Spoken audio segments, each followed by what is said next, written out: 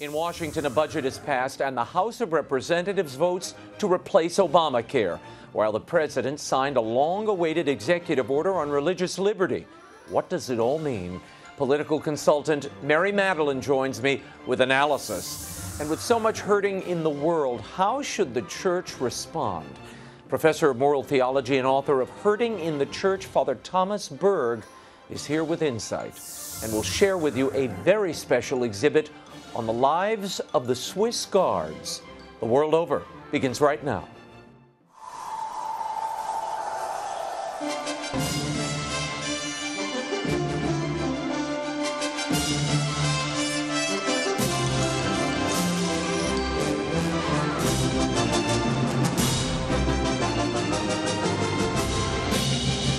Now, from Washington, D.C., Raymond Arroyo.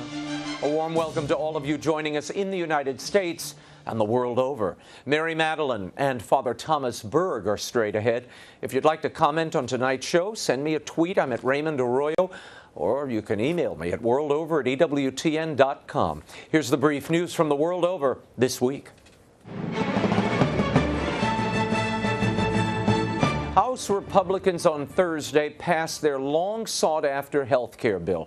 It was a nail-biter for House Speaker Paul Ryan and President Donald Trump.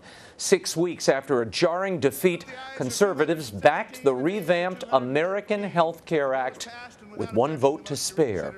In a final tweak, key moderate votes were secured when monies were increased to help seriously ill people with pre-existing medical conditions. Some other specifics. The bill eliminates Obamacare's individual mandate to carry insurance. It erases all the Obamacare tax increases. It rolls back the Medicaid expansion and lets states impose work requirements on Medicaid recipients. Subsidies for Obamacare marketplace premiums will be converted into tax credits that rise with consumers' ages. The measure retains family policies covering grown children until the age of 26. States could opt out of some other Obamacare requirements, and the bill would block federal payments to Planned Parenthood for a year. Now it all goes to the Senate, where it will no doubt change. More on this, the bipartisan federal budget, and more in our next segment. Also on Thursday, President Donald Trump signed an executive order targeting an IRS rule that threatens the tax-exempt status of religious organizations and other nonprofits that endorse political candidates. The order also promises regulatory relief for groups with religious objections to requirements in the Affordable Care Act, including mandating birth control and abortifacient coverage. Trump announced the executive order from the Rose Garden, and the Little Sisters of the Poor were in attendance. We take historic steps to protect religious liberty in the United States of America.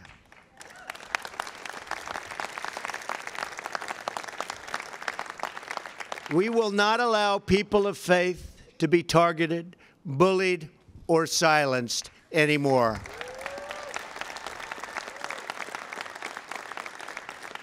And we will never, ever stand for religious discrimination. Never, ever. Trump signed the order on the National Day of Prayer after meeting with religious leaders from a variety of faiths. He also announced his first foreign trip, which will include stops in Israel, Rome, and Saudi Arabia. And new rumors are surrounding the U.S. Supreme Court and the possible retirement of longtime Justice Anthony Kennedy. Kennedy has been the crucial swing vote on the high court for more than a decade. He sided with the liberal justices in cases on abortion rights, the death penalty, and he wrote the 2015 decision creating the civil right to same-sex marriage. Then he has sided with conservatives on gun rights, religious liberty, and limiting federal regulations. The 80-year-old Justice Kennedy has served on the court since 1988. He is refusing so far to comment on the speculation. President Trump said this week if Kennedy does retire, he would choose from the same list of candidates he unveiled during the campaign. And Pope Francis weighed in on North Korea and diplomacy this week. During his in-flight press conference returning from Egypt, the Pope said, "It is the United Nations that must reassert itself and provide strong leadership while focusing on peaceful negotiation with North Korean dictator Kim Jong-un." The rogue communist nation continues to build its nuclear and missile programs, disregarding several UN Security Council resolutions. The Pope also offered some specific suggestions to the United States in handling the crisis. He said perhaps a country such as Norway should mediate talks between Washington and North Korea. In North Korea, U.S. interests are already represented by Sweden. President Donald Trump has said that if diplomatic efforts fail, the U.S. could decide to engage directly with North Korea to end its nuclear weapons program. And in a surprise move, the Vatican has agreed to establish diplomatic relations with Myanmar. The announcement came earlier this week, minutes after Pope Francis met with Nobel Peace Prize winner Aung San Suu Kyi, the country's top civilian leader. Myanmar's government emerged from military rule in 2015. Francis has appealed for prayers for the Muslim minority who face discrimination in the Buddhist-majority country. In February, the Pope denounced how the victims had been tortured and killed simply because they were continuing their traditions and their Muslim faith. The Vatican said the decision to establish diplomatic relations would promote bonds of mutual friendship. And the Vatican is continuing to push for a global governance to affect and promote policies of social change. President of the Pontifical Academy of Social Science, Margaret Archer, said that the Catholic Church is focusing its attention on international, non-governmental organizations such as the UN. Archer was speaking at a Vatican conference titled "Toward a Participatory Society, New Roads to Social and Cultural Integration." She said the state of national politics is terrible, pointing specifically to Brexit and Frexit, the possible French exit from the EU. Archer proposes that since there is not a government of the globe, we must turn to the UN and other international associations as they are, quote, the only authorities capable of affecting policies on poverty, climate change, migration, terrorism, and the like. And at the same conference, the Pope had some tough words for libertarians. The Holy Father said libertarians deny the value of the common good in favor of radical selfishness. He continued, deriding them as an anti-social radicalization of individualism, even at the cost of excluding and marginalizing the more vulnerable majority. According to this mentality, the Pope claims all relationship ties must be eliminated, since they would limit freedom, even the relationship with God Himself. In March, Pope Francis told leaders of the EU that the populist movements that are sweeping parts of Europe and elsewhere are fueled by egotism. And the Archdiocese of Kansas City, Kansas, has severed its ties with the Girl Scouts of America. According to the Archdiocese, Girl Scouts programs have become immersed in causes that are incompatible with the Catholic faith, specifically the organization's support of abortion and contraception. In a statement, Kansas City Archbishop Joseph Naumann said the Girl Scouts are, quote, no longer a compatible partner in helping us form young women with the virtues and values of the gospel. Naumann went on to ask pastors to end the sale of Girl Scout cookies on parish property, and he's encouraging involvement with the American Heritage Girls, a Christ-centered character development program for girls 5 to 18. And Pope Francis has proclaimed the late Vietnamese Cardinal Francis Xavier Van Thuan as venerable. The announcement marks a significant step in the canonization cause of the Cardinal, who led a remarkable and heroic life of suffering. 6 days before the fall of Saigon in 1975, then Father Van Thuan was appointed coadjutor Archbishop of Saigon. The atheist communist regime subsequently arrested him and sent him to a re-education camp for 13 years. 9 of those he spent in solitary confinement. While imprisoned under harsh conditions, he celebrated Mass in the palm of his hand with smuggled breadcrumbs and droplets of wine. Years later, Pope St. John Paul II appointed him prefect of the Pontifical Council for Justice and Peace. He died in 2002, and 5 years later, Pope Benedict opened his cause for sainthood. I was honored to interview the Cardinal several years ago. Go to my Facebook or Twitter pages for the link. And the Will Wilder 2 book tour continues. I will be in Chicagoland on Friday, May 5th, signing books at Anderson's Bookshop in LaGrange, Illinois at 7 p.m. On Saturday, May 6th, I'll be in Dallas, Texas at the Northwest Highway Barnes & Noble at 3 p.m. And then on Sunday, May 7th, I'll be in beautiful Houston, Texas at the Half Price Books on Westheimer at 2 p.m.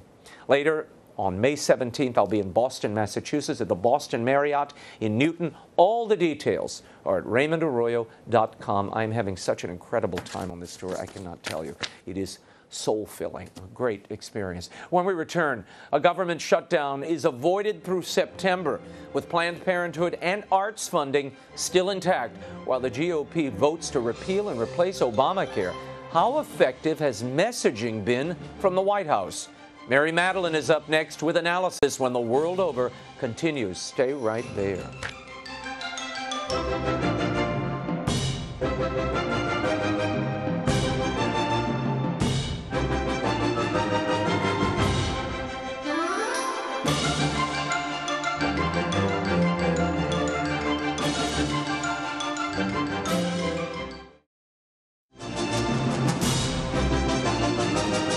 Now, once again, Raymond Arroyo.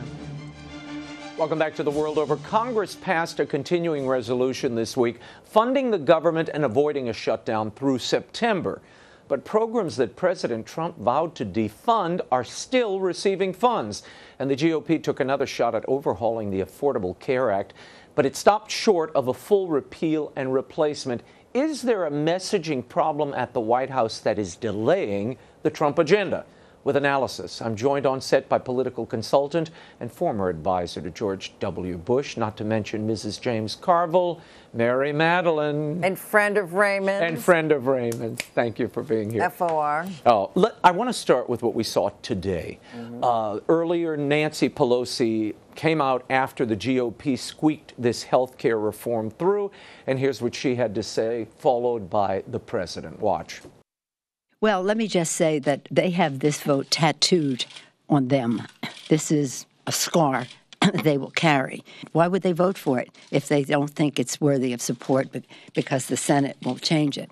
From what I hear the Republican senators saying, they don't have any interest in passing this bill as is. People were suffering so badly with the ravages of Obamacare. And I will say this, that as far as I'm concerned, your premiums, they're going to start to come down.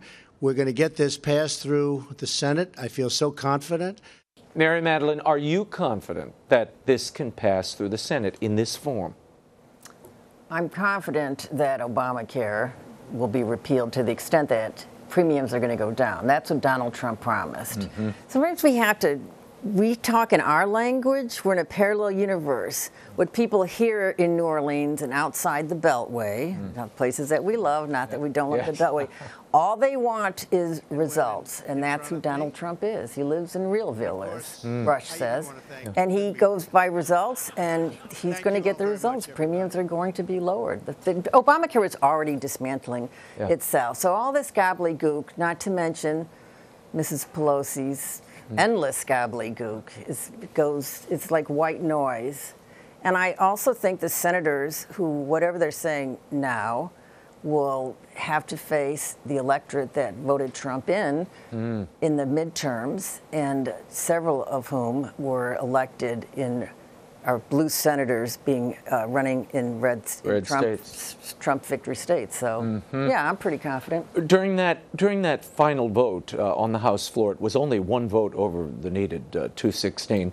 The Democrats yelled to their Republican brethren, hey, hey, hey, goodbye, as if to say, when the midterms come, you're out of here. Some of them were even waving. Is this a political wedge issue? Do you think there's any credibility to that? This is insane. So let's go back to the parallel universe. Do you think people whose premiums have doubled and tripled and whose deductibles are unaffordable and everything else that's gone wrong because of Obamacare are impressed with hey, hey, goodbye, singing? That's like, no, they're going to, I will say, should be rewarded politically and substantively are the Freedom Caucus, who made the first go-around, made this much better than the first go-around.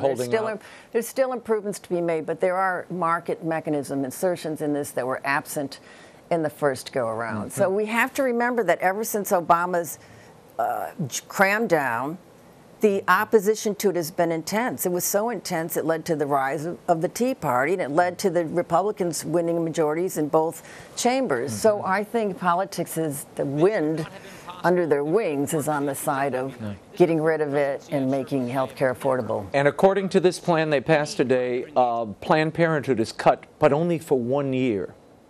Does that go far enough? No, but politics is the art of the possible. You got to pick your battles. I think it does include or will include options for states to defund Planned Parenthood. And if you're a Federalist, then I'd say let the states do what they want to do. Okay. I want to move on to this religious liberty executive order the president signed today. He was surrounded by religious leaders, including the Little Sisters of the Poor. Yep. This is what the president said as he signed that executive order in the Rose Garden today. Watch. No American should be forced to choose between the dictates of the federal government and the tenets of their faith. That is why I am today directing the Department of Justice to develop new rules to ensure these religious protections are afforded to all Americans. Now, there has been some reaction already from certain people in the Catholic world, even in the conservative ranks. Robbie George came out and said this religious liberty executive order is meaningless, no substantive protections for conscience. The Alliance Defending Freedom said that this is too vague. Ralph Reed, who was sitting next to me at this Rose Garden ceremony, he said this is only the first bite at the apple, not the last. What do you make of those critiques and comments? I was humbled to serve on and still stay in touch with Catholics for Trump. Trump won the Catholic vote, which was dispositive in his ultimate victory. No executive order is as good as a statutory revocation of the Johnson Amendment in that case, and other conservatives, particularly Catholics, don't think it goes far enough in protecting those people of faith who do not want to provide abortions and contraception. But the key is what the president just said, that if to get the statutory revocation of Johnson and implementation of the protection for people of faith against violating those tenets of their faith requires what he is allowing his cabinet to do, which is a huge, huge thing. He's changing the conversation. We're talking about it and we're moving in the right direction. You know, I'm going to make a broader point. Okay. The founders devised and divined a federalist system that would be slow, exasperatingly slow and deliberate. But we're changing the conversation. We're talking about completely different things. And people of faith should watch the president's patience, perseverance. I'm very impressed with everything he's done so far. And though we talked about the Johnson Amendment, that Johnson Amendment would fine or revoke the IRS nonprofit status from churches that advocated for a particular candidate.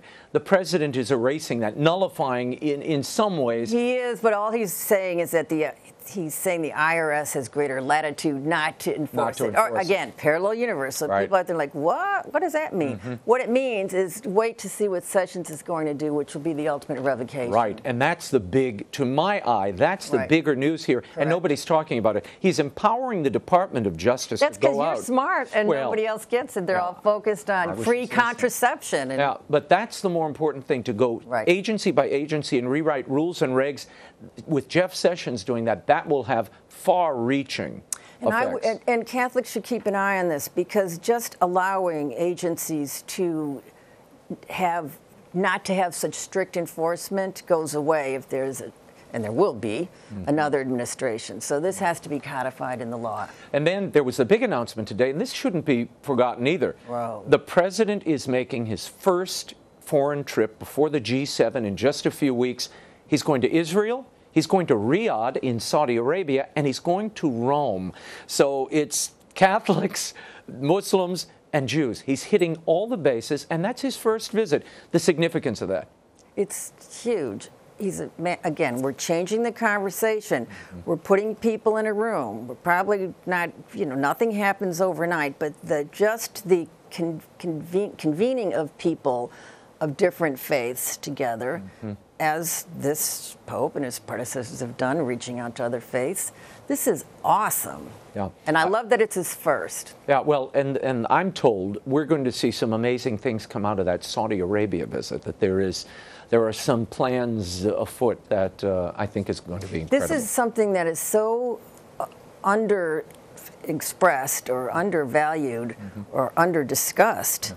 His relationships with the Saudis, who are absolutely critical for defeating ISIS, for protecting Israel, for stability in the region, that he has made in great strides. And your viewers should understand that when you're dealing in the Mideast and you're dealing with those leaders, you can't believe everything they say or what anybody says, because so much happens.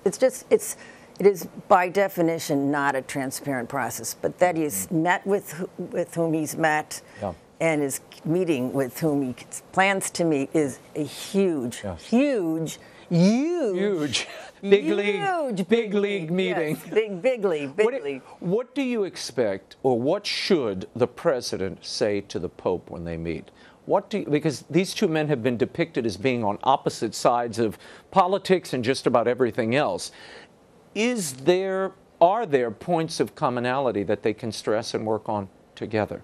Given their differences on climate change, refugees, so many other, the wall, so many other things. Well, all of our friends in the Vatican say no doctrines have changed. If were I the president, which would never happen, but as a human being who has been in the presence of the Pope, I doubt that Trump is going to come in with his litany of political requests. I think he, like all of us, will be in awe and the spirit of the moment, and that says more than needs to be said. And the Pope doesn't, despite how he's interpreted, I think he's not meaning to be political in the sense that we understand politics. Right, but he's a man of South America. He has his own view of the world, and I think sometimes that prism gives voice to things that we in the North we don't see it the same way. To him, it seems very average in its everyday life. To us, it seems like, oh my God, what's happening? Because we look at it through our prism of politics. But what this Pope has managed to do is, in his way, change the conversation and inspired not just Catholics, but youth and people of all faiths to take a look at the critical necessity of faith in the public square. You don't have to agree with the interpretation of what he's saying. And again, no doctrines have been changed. So I like going to the Vatican with you. I'm going to be for the Pope, and that would not advise President Trump do anything except sit back, as we all do. Take it in. Yep. So May 24th, the Vatican has confirmed the meeting's taking place on May 24th. Are you going? I may go. We'll see. Well, can I go with you? You may come along. If I go, you may come, and you don't even have to carry the suitcase. Before I let you go, there was this stopgap measure to keep the government from shutting down. But, and this is kind of astounding, given that you have a Republican Congress that was brought in by people who expected cuts in government, drain the swamp. They're spending $15 billion more. They added $15 billion more to the defense budget and military budget, $1.5 billion for border security, but no money for the wall. The NEA, PBS, all these things that Trump wanted cut in his own budget, they've funded above, in some cases, the levels that they were before. This is just to keep the government running to September. $1 trillion, Mary? People ripped their hair out when President Obama and Nancy Pelosi shoved $1 trillion stimulus package through. Now you hear nothing. It's like, oh, this is a victory. How is this a victory? It is not Trump's budget. And what the Trump people will tell you and have been saying is that there is more representation of the president's thrust, if not the actuality of in this first budget, which isn't his, and that his first budget will be in the fall. And I was happy to hear him talk about a shutdown, should that not happen. Republicans have cognitive dissonance on the shutdown. It's demonstrably, irrefutably true that the first time the government was shut down over budget issues, Republicans picked up seats. Back in the Gingrich days. Yes, and people out there want the government to shut down. I think Republicans would be rewarded for shutting down the budget. And by the way, the government never shuts down. It's like the Ebola virus. Until the host is dead and gone, the government just keeps functioning. Yeah, there are some functions and that never shut. And destroying its hosts. So you got to curtail them, isolate the cancer. You mentioned a moment ago President Trump this past week saying, he tweeted out, "Our country needs a good shutdown in September to fix this mess." But then you had his Office of Management and Budget chief come out and say, "Oh, we don't want to shut down." There seems to be this mixed messaging. The president says something and then another member of the team comes back and either refutes it or finds a way around it. Is there a messaging problem at the White House? No, I think there's a parallel universe reality. So the problem is ours? No, I think that you cannot not address policy makers, and they speak in one language. But Trump is talking to the people that elected him. And in every case where there's been message disparity, we're the ones in the media world that are parsing every word. And it's never been more true than what Selena Zito said about him in the campaign. Thinking people in the real world take him seriously, not literally, in the press, the fake news, as he's right to keep calling them, take him literally, literally. I say when there's mixed messages, the president's has always prevailed. Do you think there'll be a shutdown in September?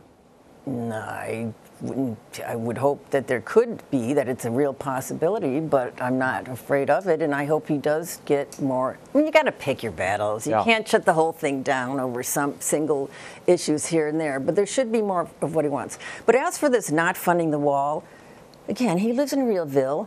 He measures his success by results, and the results are illegal immigration has decreased 60%. I mean, he's changed the conversation. So you can call it the presence of a real wall, which doesn't exist, or you can call it the presence of enforcement of the current immigration laws, which have not been enforced, which has succeeded in doing what the wall is supposed to do. So let's measure results, not verbiage and hyperbole. Mary Madeline, who loves always you, baby. A pleasure, my dear. Love you. Thank you for being here. You're taking me to the Vatican. All your millions of people see that. I've got your checkered bags in my office. We're going. Mary's most recent book, Love and War, which includes a wonderful celebration of our hometown of New Orleans, is still available at bookstores everywhere and online. It's a wonderful read. When we return, so many people have been wounded by painful experiences, even in the church. How can they heal and be made whole? Author of Hurting in the Church, Father Thomas Berg, will tell us when The World Over continues. Stay right there.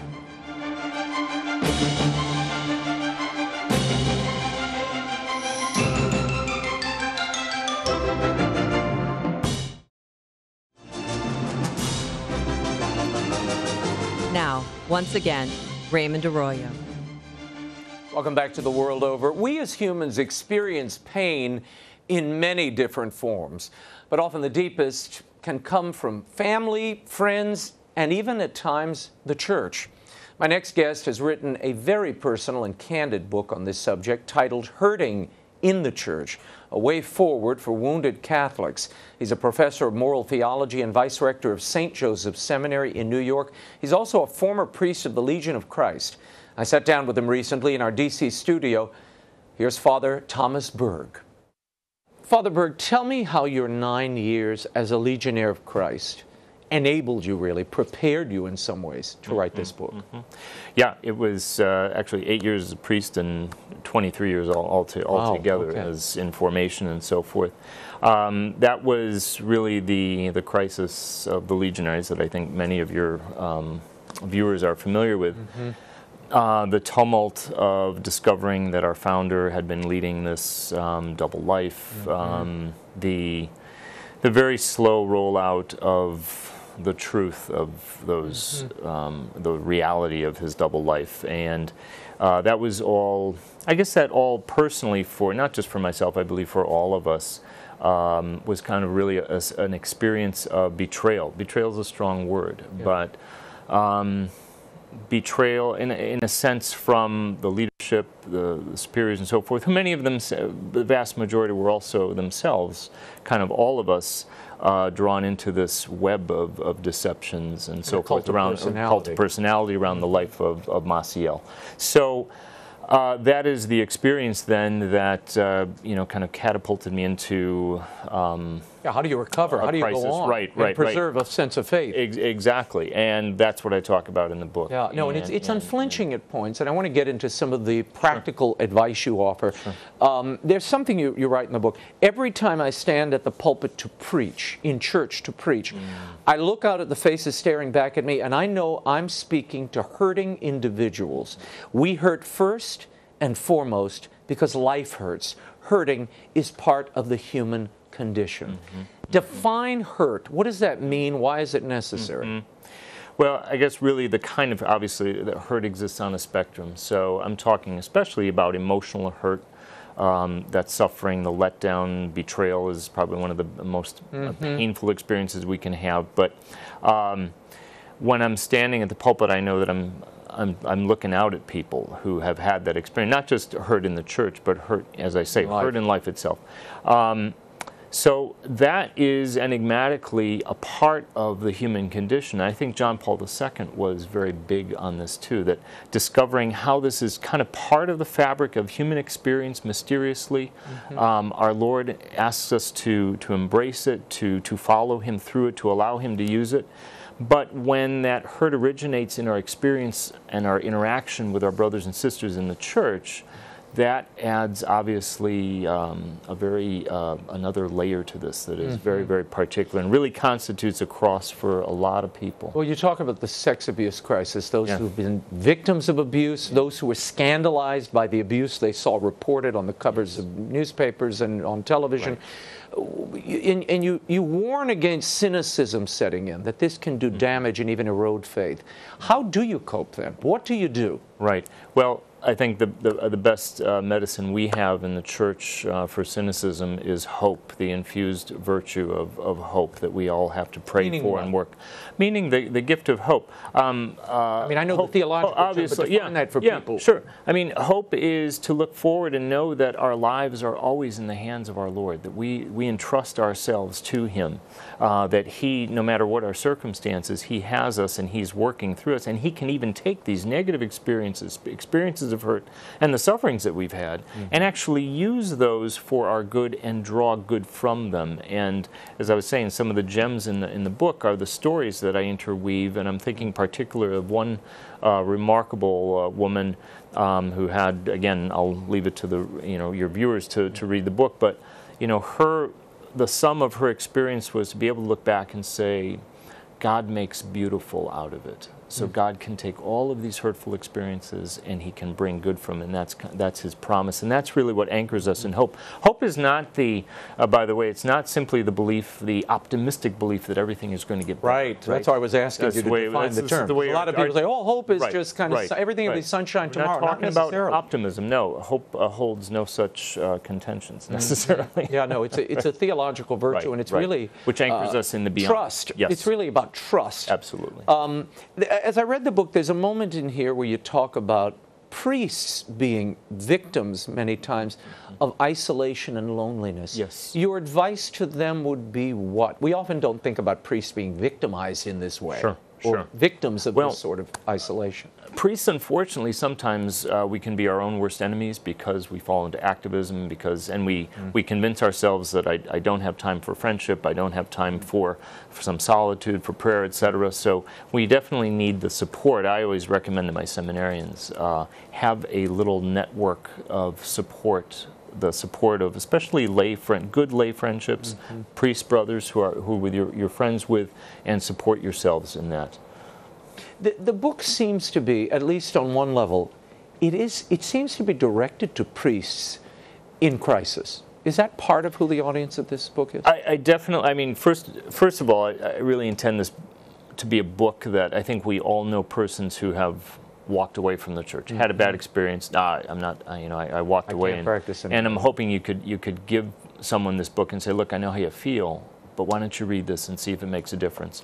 But I always had in mind priests who we especially need to have the sensitivity to know those stories and to be able to listen to those individuals. And unfortunately, we, in different ways, we are the perpetrators oftentimes of the hurts, even just because of our impatience, our brusqueness, our whatever it might be. Whenever we're down with leadership, we can be instruments of hurt. And I think the whole message of the book, especially in the last part, is that if we engage in a little bit of an examination of conscience as a church, we could truly, if we really surrender ourselves to the action of grace, we could up our game so much in the daily living of charity, the charity that we're called to live. Well, I get a lot of letters and hear from people, even when I'm out on the road doing a book signing.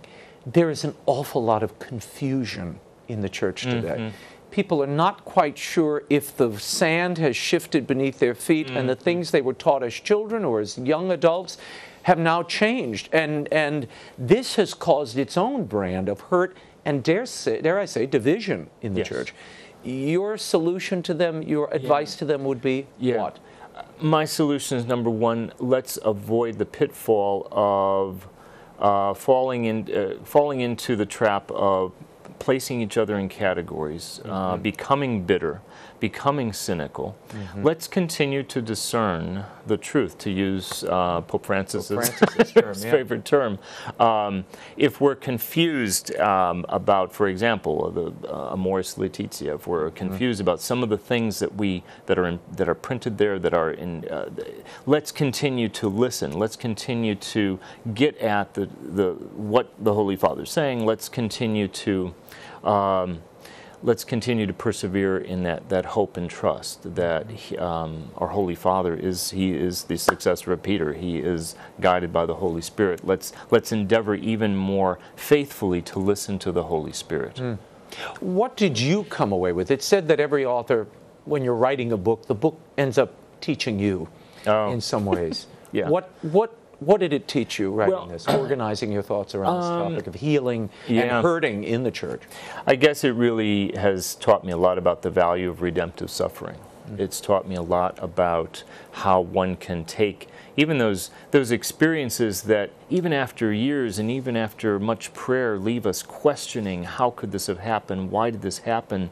Lead me to discover that our Lord makes that experience redemptive if we offer it to Him and if we bring it to Him. And even through the wounds that has caused us, He unites that to Himself and to His own redemptive sacrifice and fills it with meaning and purpose and eventually healing. So, and my message to Catholics who have been hurt by their experience in the church, and that's especially for whom the book is written, give the church another chance, and open yourself up to the possibility that our Lord can take you through that experience to a deeper level of understanding of faith, of trust, of knowledge and love of Jesus, and understanding of the church.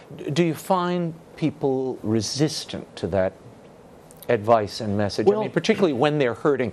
I mean, I'm thinking of, the sex abuse victims.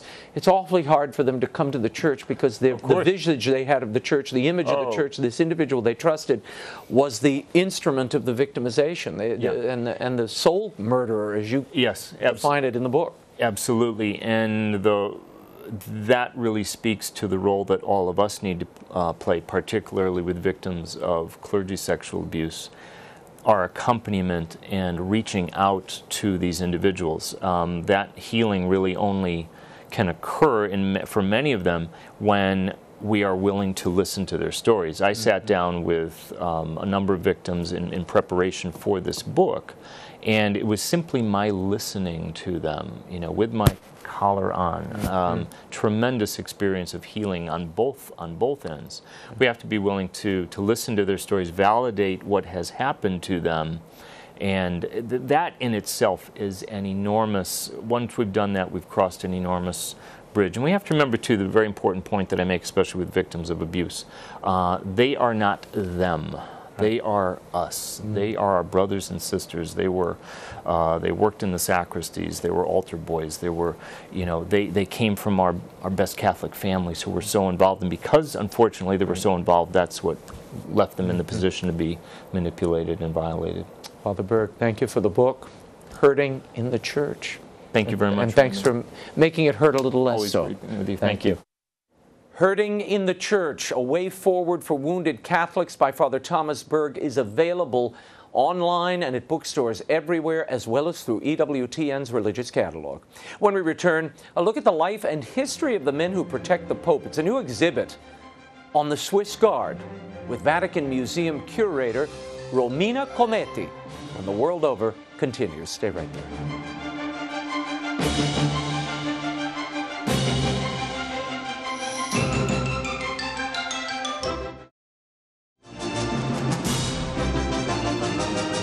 Now, once again, Raymond Arroyo. Welcome back to The World Over. They are one of the most vivid symbols of life at the Vatican and one of the oldest military units in the world. For over 500 years, they have stood guard over the Vatican and the Pope. There's a new exhibit touring the country right now featuring exclusive photographs and paraphernalia chronicling the lives and history of the Vatican Swiss Guard. It's called The Life of a Swiss Guard, a private view. The traveling exhibit is curated by Dr. Romina Cometti. She sat down with me recently here in our D.C. studio. Take a look.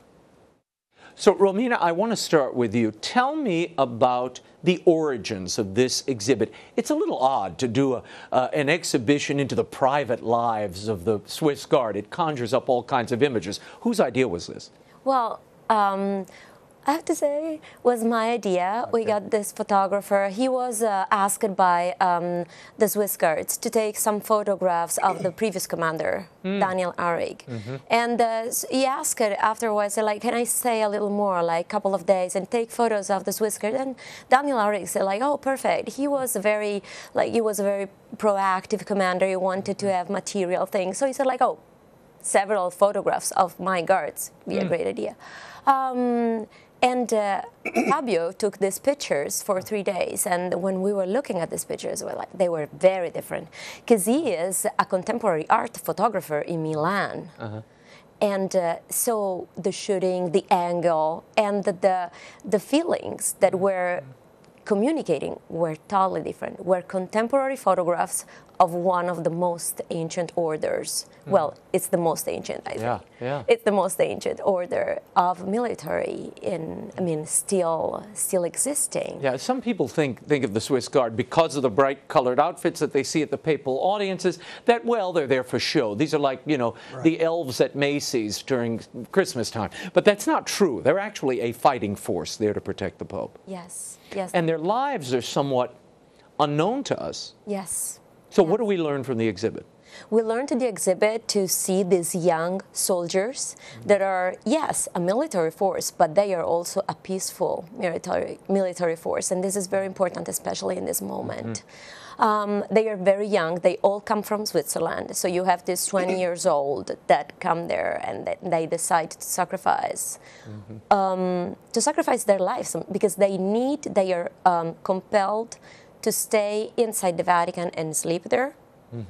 If they decide to proceed with their career, the military career, so they decide to stay, not just for the 2 years, which are kind of compulsory, and they decide to get married, to have children, they need to have a space in the Vatican because the Swiss Guards only can live there. For them, it's a vocation. They are Swiss Guards for all their lives. The people, the Swiss Guards that are in Switzerland, they came back. They feel they always come back on the 6th of May every year for the oath, the swearing-in ceremony. The oath, yeah.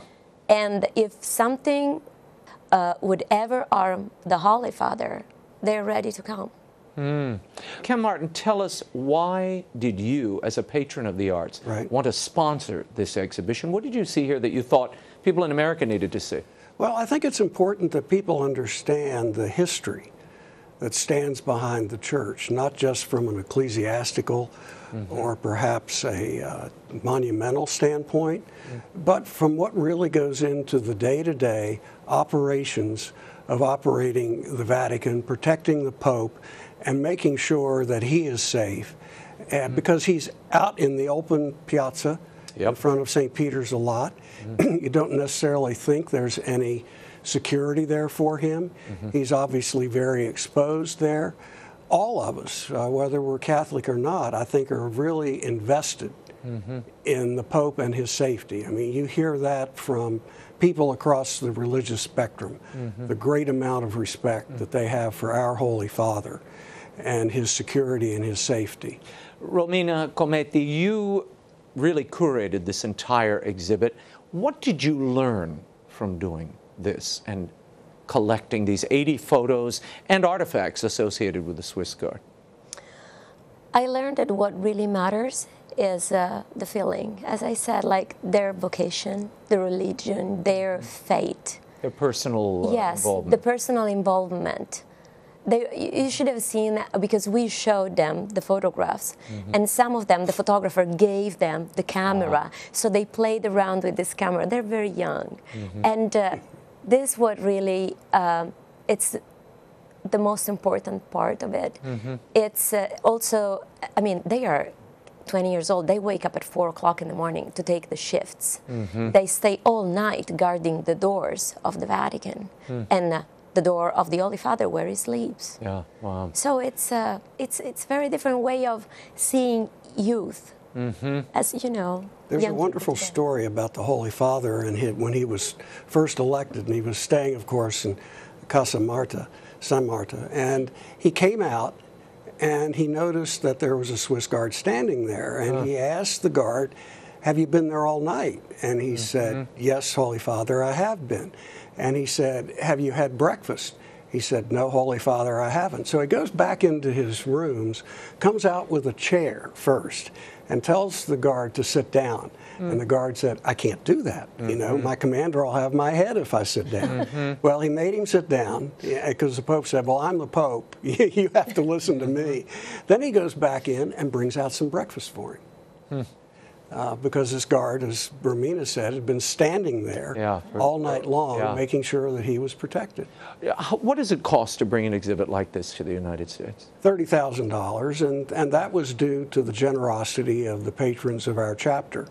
Through their dues and some individual donations, we were able to raise the money to bring it here. And we thought it was important that it come to the nation's capital, since it was going to a lot of other places in the United States. And it'll be here through May 22nd? Yes. And then where does it go? To Minneapolis. To Minneapolis. The Basilica of St. Mary. And has been in Boston the previous month, and in California was unveiled in December 2016. Tell me what you want people to get from this when all is said and done. I'll start with you, Romina, and then I'll go to Kim. I would like them to see Swiss Guards in a new way. They're not just there standing, like you see these handsome guards. They are people who have a very deep faith. They learn to stand still for hours and hours at the bronze door.